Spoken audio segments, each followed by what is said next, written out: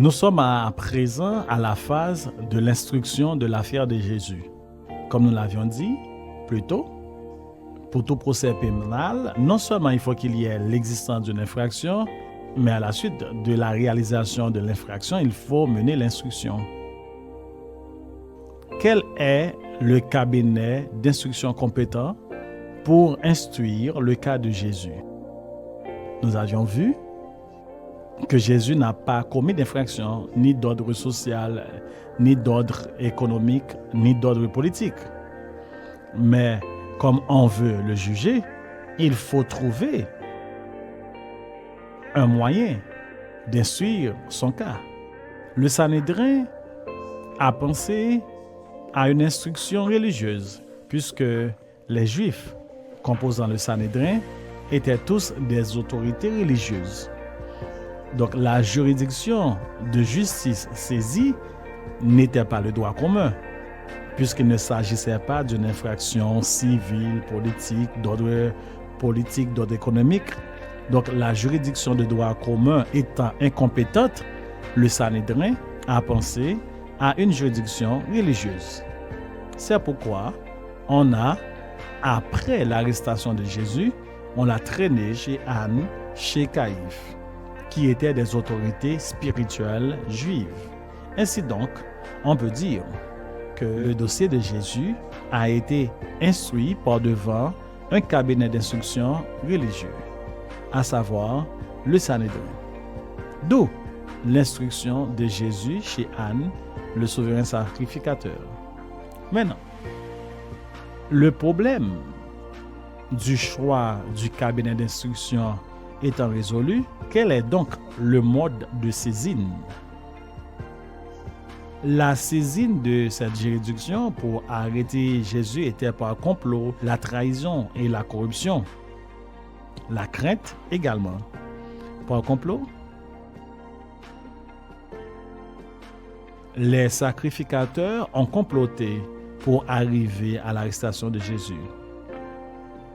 Par trahison, ils ont utilisé le bon service de Judas, qui était venu auprès d'eux trahir son maître. La corruption, parce qu'ils ont offert de l'argent à Judas pour qu'il leur livre Jésus.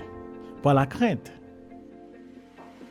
N'oubliez pas que la Bible dit que les sacrificateurs ont envoyé des soldats pour arrêter Jésus, mais ce n'était pas au cours de la journée, c'était au cours de la nuit.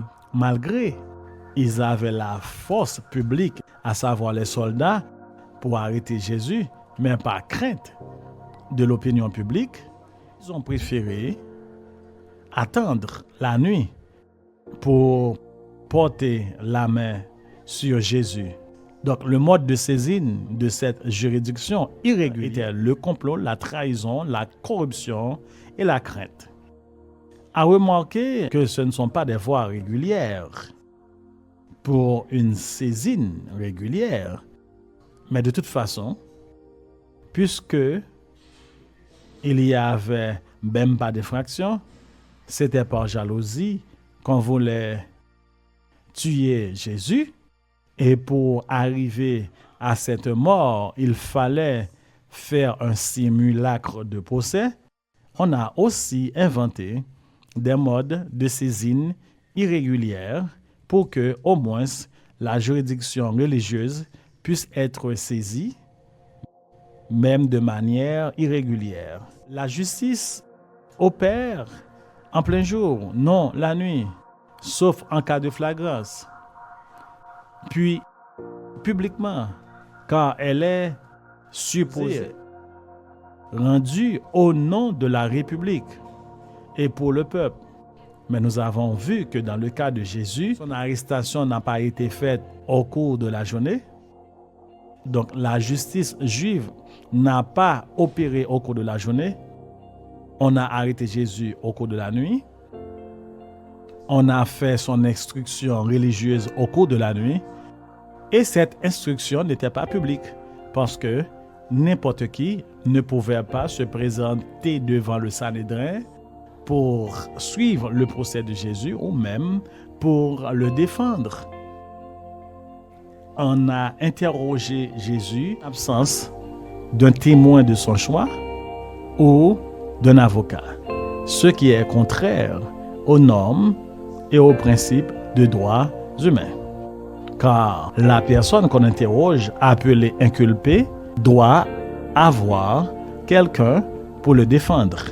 Qui donc on avait offert à Jésus pour le défendre? Personne.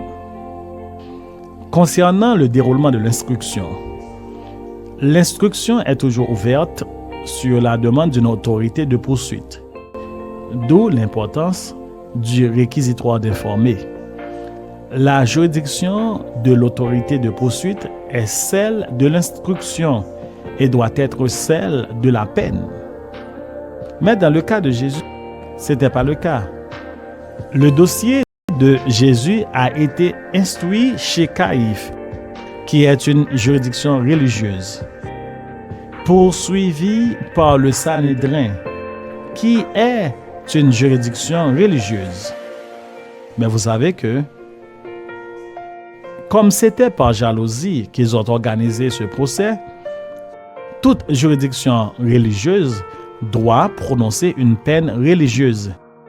Mais ils ne voulaient pas arriver à une peine religieuse. Ils ont voulu, coûte que coûte, et par quel que soit le moyen, la mort de Jésus. Or, en Israël, les autorités religieuses juives ne pouvaient pas prononcer la sentence de mort. C'est pourquoi, même si l'autorité de poursuite, le Sanhédrin, est une autorité religieuse, l'instruction chez Caïphe et Anne comme des autorités religieuses, mais pour obtenir la sanction, la peine, ils ont choisi de violer la loi, leur loi religieuse, pour le faire condamner dans une autre juridiction non compétente, une juridiction de droit commun incompétente, une juridiction politique selon la loi romaine. Donc, ils ont violé l'ordre des choses. L'autorité de poursuite étant une autorité religieuse, l'instruction étant faite par les autorités religieuses, mais la peine n'était pas prononcée par des autorités religieuses. Ces autorités religieuses ont transféré le dossier par devant une autorité politique qui était incompétente pour saisir Jésus, pour le poursuivre et pour instruire. Donc, ils ont obtenu le final, à savoir la mort de Jésus, par devant une autorité de justice incompétente. Il est de principe que le juge d'instruction instruit à charge et à décharge. Mais dans le cas de l'instruction de Jésus, ils ont choisi seulement d'instruire à charge. Est-ce que Jésus avait une défense? Non.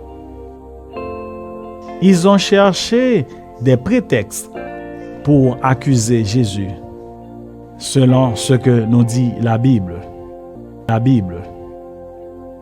Aucun des juges d'instruction ne recherchait même un indice pour disculper, justifier, innocenter Jésus.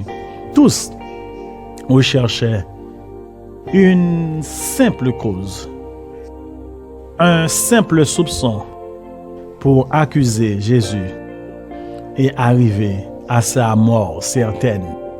Donc nous avons vu que l'instruction est truquée, dirigée et violant le principe d'équité et de justice. En quelque sorte, nous pouvons dire que le Sanhédrin s'était disqualifié en menant ce type d'instruction honteuse selon leur propre loi. Pour la loi juive, Jésus ne devait pas être crucifié. Soyons quoi sans Jésus?